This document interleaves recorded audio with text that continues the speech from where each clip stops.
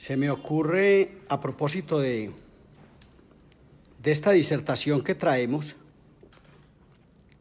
se me ocurre lo siguiente, se me ocurre que construyamos en directo, decidamos, construyamos un método terapéutico, un aparato para tratar este caso.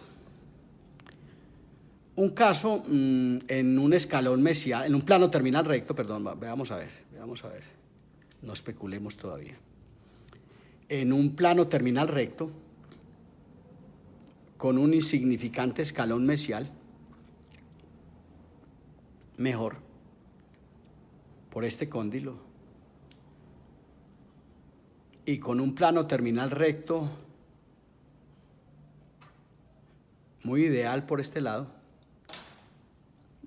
que nos debe llevar a pensar que estamos en presencia de un paciente clase 1, bien manejado tendría que ser un paciente clase 1, estamos en presencia entonces de un paciente clase 1, que si evaluamos lo lateral, la relación lateral, es decir, el plano frontal, la relación lateral de esta mandíbula con respecto a la maxila, y nos paramos ópticamente en esta papila incisiva, en este frenillo y en la orientación que traen estos dos dientes, tendríamos que concluir que la línea media ósea o línea media esquelética o línea media ortopédica de esta maxila es esta y está muy coincidente con la línea media dental.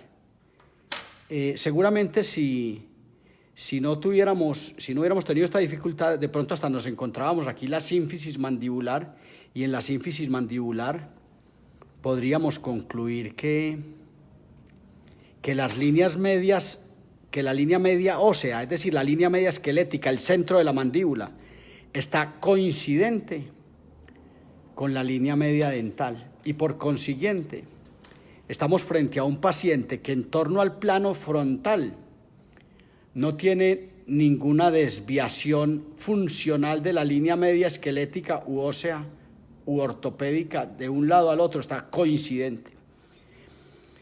Si seguimos evaluando el plano vertical, es muy probable que nos encontremos un overbite del 70%, del 70%, que es este cubrimiento del 70% de la altura de estos incisivos, el 70%, que nos llevaría a especular y a decir que tenemos un overbite del 70%. Y seguramente una altura facial inferior disminuida si ignoráramos que esta premaxila tiene un ligero descenso. Esta premaxila tiene un ligero descenso. Obsérvenlo acá. Entonces, pero es muy probable que la altura facial inferior de este paciente se encuentre disminuida, que la mordida está profunda incuestionablemente, aunque recordemos que la altura facial inferior la completan los 7 que no han hecho erupción todavía, e incluso los 8, y que este paciente de pronto todavía no tiene por qué tener una altura facial inferior ideal, pero sí debería estar en un 50% de overbite y está en un 70%, tiene una mordida profunda. Eso en torno a los planos de relación. Hablábamos esta mañana de que hay unos planos que aluden a la relación, que es lo clase 1, lo clase 2 o lo clase 3, que es un plano de interrelación maxilar, y hablábamos también de un plano frontal, que es un plano de relación intermaxilar, y hablamos de un plano de relación vertical, de relación, cuán alejada está esta mandíbula de esta maxila o cuán arrimada está esta mandíbula de esta maxila. Y entonces esos planos de relación debemos empezar a especular y a decir que de pronto en el plano sagital no hay muchas alteraciones, que en el plano frontal no hay muchas alteraciones, pero que en el plano vertical hay una alteración importante llamada mordida profunda o mordida cubierta, que hoy llamaremos, para efectos de una mejor interpretación lingüística del concepto, atrapamiento de la mandíbula, una mandíbula que no puede intentar el más mínimo frote lateral y que lo único que sabe hacer es machacamiento de alimentos por apertura y cierre, es decir, aplaude los alimentos en apertura y cierre. Y que de repente, entonces en esencia, en los planos de relación hay un problema de orden vertical, de una demasiada aproximación de la mandíbula a la maxila, que se llama en la academia mordida profunda o mordida cubierta. Pero si nos paramos ópticamente en este modelo, Si nos paramos de esta manera, de pronto entendemos, si nos paramos de esta manera, vamos a entender que nosotros tenemos una ligera estrechez transversal, es decir, que de este punto a este punto, que es donde deberían caber los incisivos, de pronto no caben. Y hay una ligera protrusioncita dentro alveolar en ellos, porque sencillamente aquí no caben. Igual si evaluamos esta foto, esta visión cenital u oclusal de este modelo, también detectamos que estos 4 incisivos no caben entre estos 2 lugares y que hay un leve apiñamiento, es decir, aquí hay una estrechez transversal. Entonces pasamos al primer plano de tamaño, el primer plano que alude a la anchura de las arcadas dentales, el plano transversal, versos lados, trans en medio, lo ancho, y definimos que aquí hay una estrechez transversal leve, y aquí hay una estrechez transversal leve. Y por consiguiente, en ese plano transversal hay una alteración que debemos empezar a mirar cómo resolverla.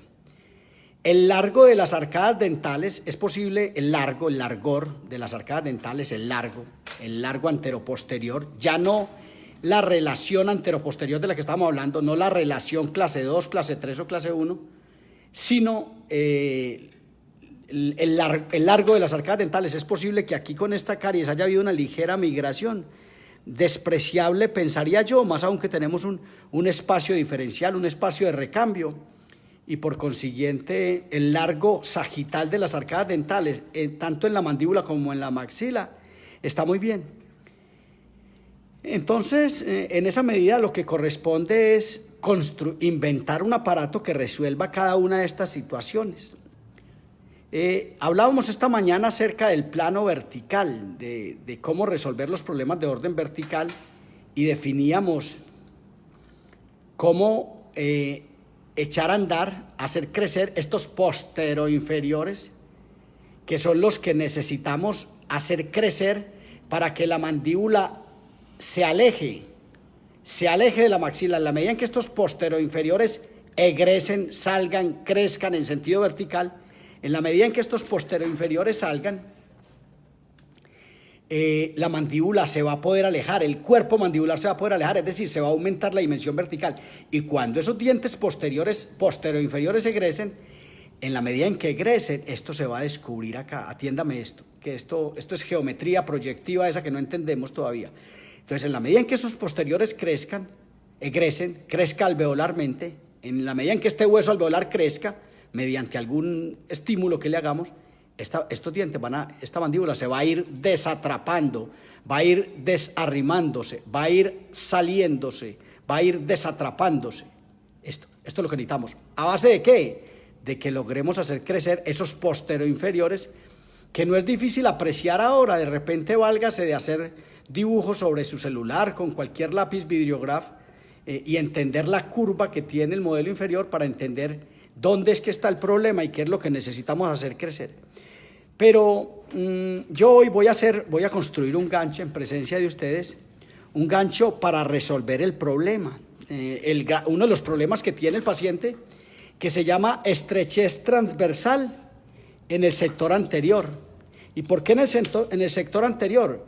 Pues hombre, porque le estoy narrando un ligero apiñamiento tanto de la mandíbula como de la maxila, y yo voy a mostrarle una prueba que nos enseñó McNamara, que es medir de este punto a este punto. Aquí hubo un extinto tubérculo de Carabelli, aquí hubo una quinta cúspide de los 6 superiores, que era un tubérculo que se llama el tubérculo de Carabelli, todavía existe ahí, y con base en eso, McNamara dijo que de este punto, no del tubérculo de Carabelli, de este margen gingival. Yo traje el tubérculo de Carabelli, no sé por qué a la discusión, pero no está hablando del margen gingival, de la distancia intermolar. Entonces nos dijo McNamara que en la distancia intermolar lo más probable es que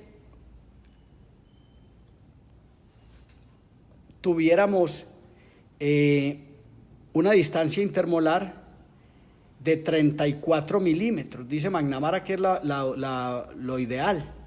de este punto donde está el 0, que es el margen gingival, allá lo ven debajo, a este otro margen gingival tenemos 33 milímetros. Para otros autores, 32 milímetros para Roldán y colaboradores en el CES Medellín, Colombia, en el CES. Roldán y colaboradores, en un journal, habla de que 33 milímetros, el trabajo de Roldán y colaboradores, de que 33 milímetros pueden ser ideales y por consiguiente aquí tenemos una distancia intermolar muy cómoda. Es decir, aquí hay una arcada puntiaguda. Si usted dibuja estos corredores de fosas, aprenda a dibujar estos corredores de fosas y no se olvide que por estos corredores de fosas es que viaja la mandíbula anteroposteriormente. No deje mirar estos corredores de fosas, que es por donde viaja la mandíbula anteroposteriormente, dependiendo de la favorabilidad que exista, ¿cierto? Y por consiguiente, es posible que la estrechez transversal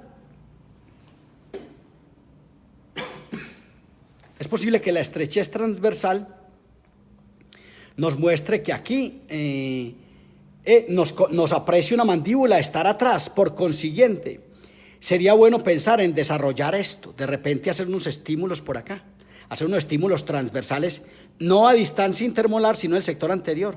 Y qué bueno pensar en poner una porción acrílica y hacer esta raya. Qué bueno pensar en poner una porción acrílica y hacer esta raya, hacer este acrílico de esta manera.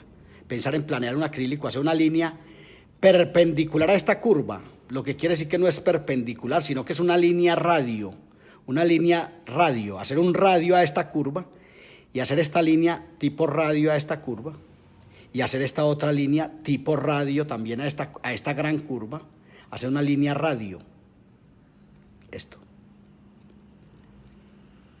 Esta línea y esta línea es el acrílico que debíamos proyectar a hacer, y hagamos esto. No nos extendamos mucho atrás, porque la distancia intermolar en este y en muchos casos no es la más comprometida. En este caso, la estrechez transversal. Entonces estoy proponiendo una porción acrílica para que inventemos un aparato. Vamos a ver con qué salimos. Vamos a inventar un aparato online, en línea.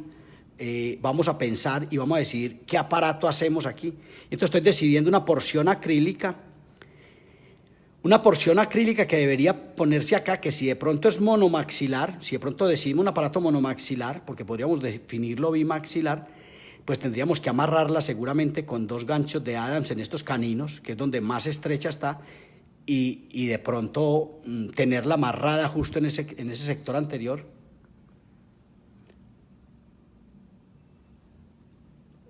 Tenerla amarrada en este sector anterior para conseguir desarrollo transversal hacia adelante. Y pienso entonces que deberíamos hacer un gran omega palatino como el omega de Clamp, que es calibre 45, y poner un gran omega palatino para pensar en expansionar justo en ese sector anterior, y ojalá el vórtice de giro esté como por este lado. Y en esa medida se me ocurre con este alambre, con estos 14, 13 centímetros de alambre, se me ocurre que hagamos un omega palatino en esta torreta y que pongamos el centro del alambre de esta manera y hagamos esto, con estos 2 dedos, hagamos esto.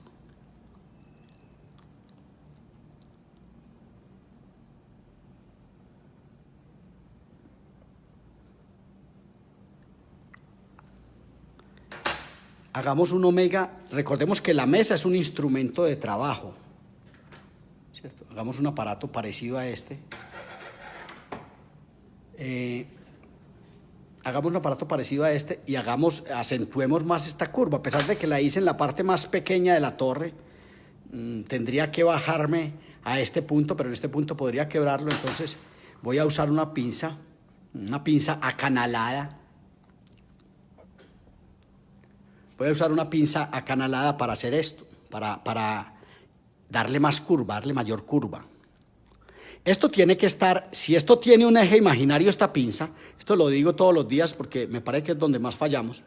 Si esto tiene un eje imaginario, esta estructura que estamos dándole curva tiene que estar perpendicular, formando 90 grados con respecto a esto. No puedo hacer esto así de esta manera, ¿cierto? Es posible que le dé curva, pero le voy a afectar este plano. Le voy a afectar este plano de la mesa. Entonces, vamos a darle esta curva y vamos a hacer esto, perpendicular. Para conformar, atentos con esto, un gran omega palatino tipo clamp. Nos falta cerrarlo un poco más y venir y hacer dos curvas. Ojalá las curvas entren por acá. Ojalá el acrílico el alambre entre a este acrílico, entre como hasta por acá, sí, y tenga una posibilidad de retenerse acá, El omega de Windler es Clamp fue alumno de Windler. El omega de Windler es muy pequeño para pensar en esto. El calibre 36 o 40 del omega de Windler es muy débil. Estamos usando un alambre 47 porque el mejor omega que existe es el omega de Clamp.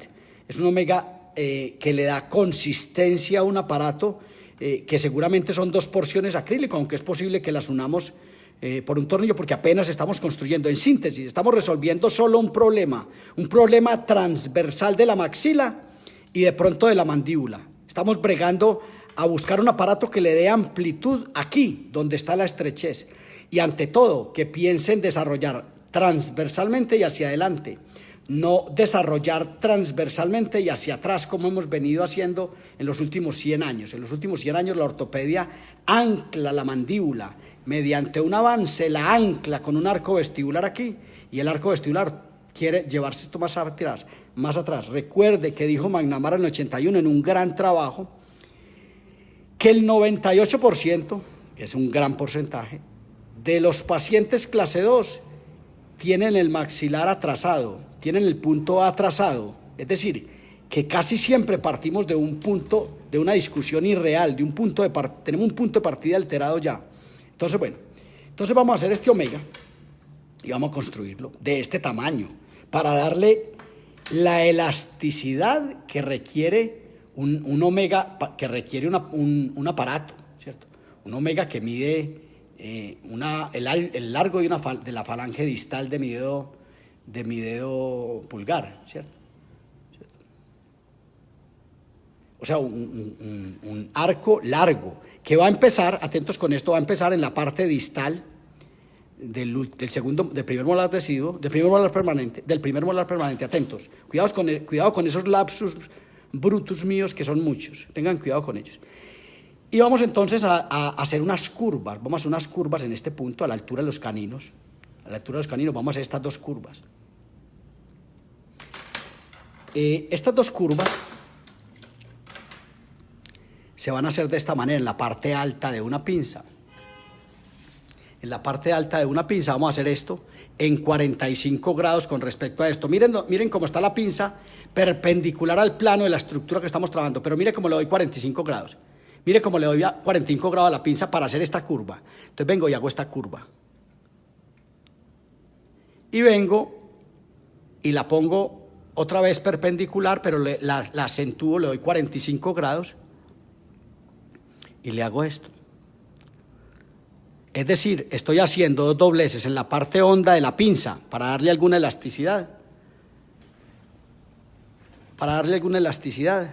A esto. Entonces, listo.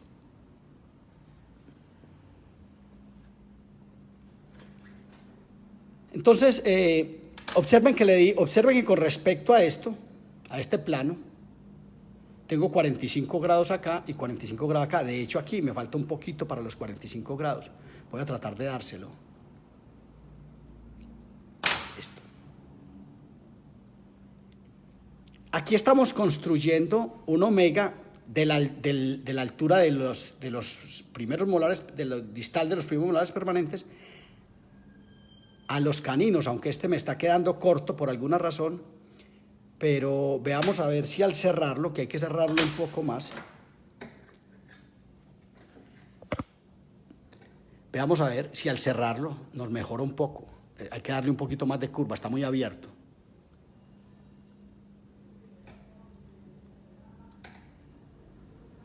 Pero en fin, grosso modo, es un arco de este tamaño. De este tamaño. Va hasta los caninos y va a entrar aquí. Observe esto. Aquí vamos a cortar el alambre, lo vamos a cortar aquí a la altura de la cúspide del primer molar deciduo, ahí lo vamos a cortar, y aquí lo vamos a cortar, aquí.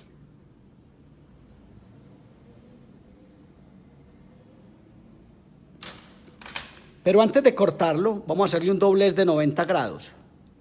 Un doblez de 90 grados que tenemos alambre para trabajar. Este doblez.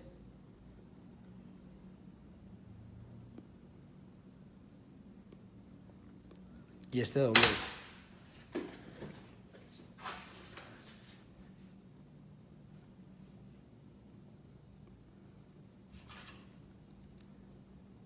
Esto. Y vamos ahora sí a cortarlo. Perdóneme que no lo corte, bueno, lo voy a cortar aquí.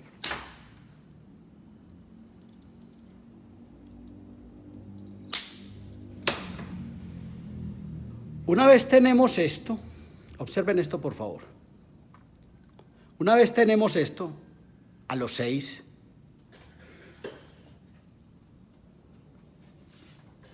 una vez tenemos esto allá a los 6, terminamos de darle esta adaptación. Miren que esos 45 grados que le di, de pronto no eran 45 grados para este caso particular, entonces voy a abrir un poquito esto, observen, y voy a abrir un poquito esto. Ahora ya estoy adaptando el omega palatino al paladar. Listo, observen esto. Me parece que le hace falta cerrar un poquito más y por esa razón voy a venir con esta pinza canalada y voy a hacer esto.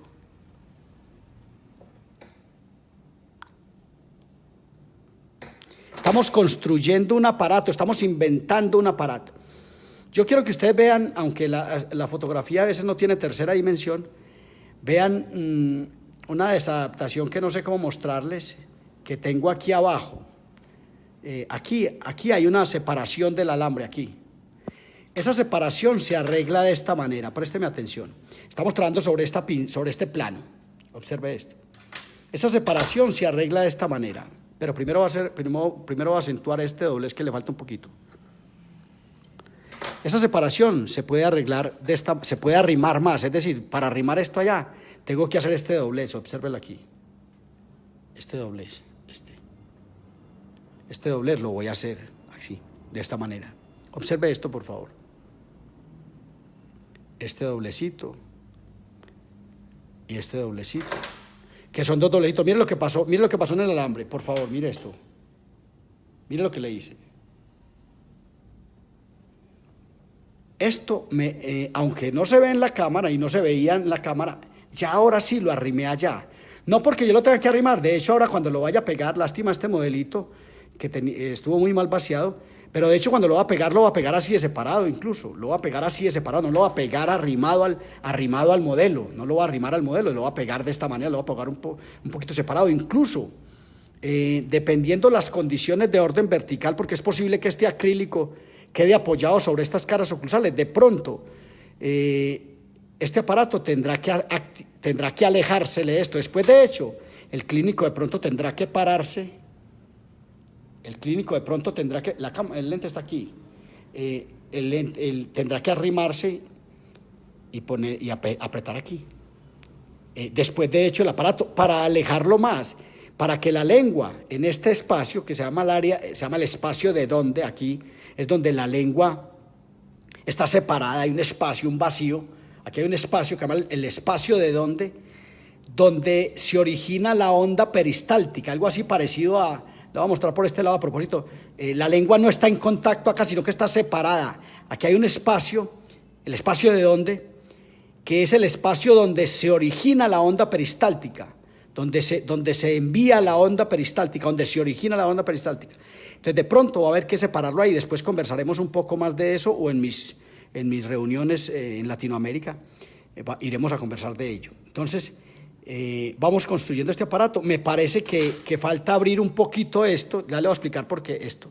Voy a abrir un poquito esto y un poquito este. Para que se cerraron mucho. Estos dos alambres los separé por lo siguiente. Estos alambres corren paralelo a esta estructura. De hecho, le voy a contar una cosa, esto no es ninguna invención, esto es del aparato de Clam, del aparato actual de Clam. El aparato actual de Clam tiene este triángulo, esta área, porque aquí, sobre estas rugas palatinas es donde se da la expansión. A veces yo veo que los técnicos empiezan el acrílico aquí y hacen un acrílico de esta manera, ¿cierto? De pronto lo propuso de esa manera Clam y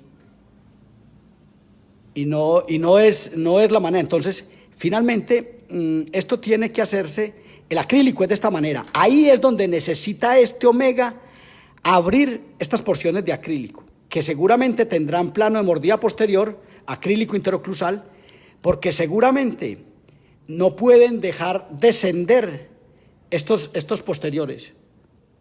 No los pueden dejar descender. Entonces va a haber un contacto aquí. Pero en fin, básicamente no nos enredemos, no alarguemos el video.